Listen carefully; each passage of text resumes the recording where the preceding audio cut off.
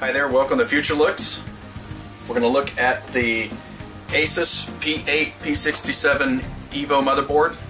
This motherboard supports Intel's LGA1155 Sandy Bridge processors, which just recently launched. One of the biggest features about it is its digital VRM and TPU processors. And of course, can't forget EPU. The digital VRM helps ensure that when you're not using your system, it's actually very efficient, doesn't use up useless power. Board also supports EFI BIOS, one of the newest features. Also USB 3.0 solution and ports, and as well as Bluetooth Go. That one works well with your smart devices like your PDAs or laptops. Little seamless connectivity between all the devices, and that's integrated onto the board. You don't have to connect anything to it. So what we're going to do is pop this open real quick, take a look. Alright, here it is. We have the motherboard in its glory. You see they've changed up ASUS changed up the design. It's still dark brown PCB, almost black in some ways. The traces give it that brown effect. Brand new blue aluminum heat spreaders on your VRM here. Your little Southbridge, your P67 chipset cooler there. Another heatsink, a large one, should do the job as far as thermal goes. Advertising your dual intelligent 2 processors.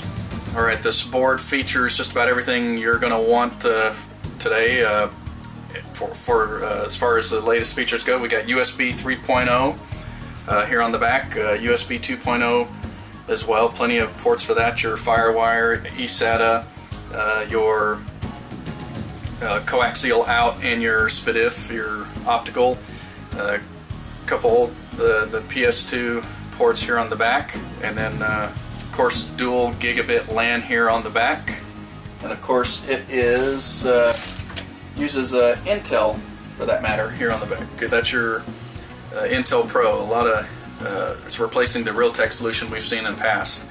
And here on the back, we do want to point out the clear Cmos button. If your system, you're doing some overclocking, doesn't quite line up properly, well, right there you can just press that little button, hold it for a second or two, sometimes 5 seconds, and it'll clear the BIOS so you can get back to work.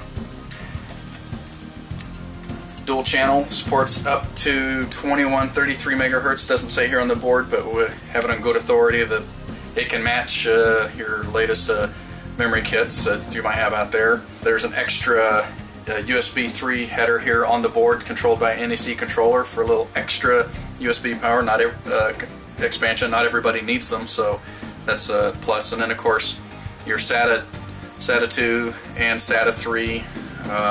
6 gigabit per second ports here on the as well. Now on the bottom we have a power in reset. Alright, another thing about the P8P67 EVO motherboard. Over here on the side we have an EPU switch.